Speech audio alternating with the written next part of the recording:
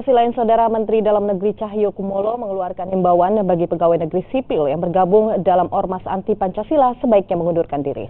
Menyikapi hal tersebut, pemerintah Provinsi Sulawesi Selatan menyatakan tidak ada PNS di lingkup pemerintah Provinsi Sulawesi Selatan yang tergabung dalam Ormas Anti Pancasila. Gubernur Sulawesi Selatan Syahrul Yassin Limpo menganggap pegawai negeri sipil di lingkup pemerintahnya tidak ada yang bergabung dengan Ormas Anti Pancasila. Namun jika kemudian hari ada PNS yang terlibat, Gubernur 2 periode ini menyerahkan mekanismenya pada undang-undang atau peraturan pemerintah dikarenakan pegawai yang telah diangkat sebelumnya telah disumpah setia pada ideologi negara yakni Pancasila.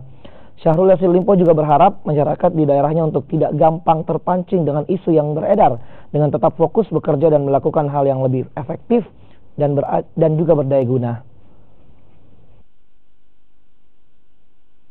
Sampai detik ini tidak ada yang saya tahu HTI di sini. PNS.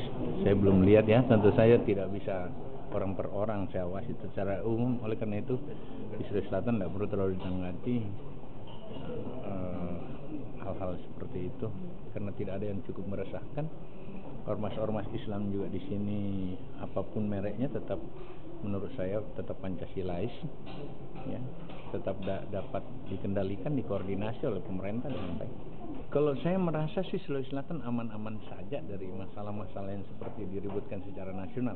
Oleh karena itu saya mau orang-orang di Sulawesi Selatan ini fokus pada kerja yang lebih efektif, lebih berdaya guna gitu. Jangan terbawa amat.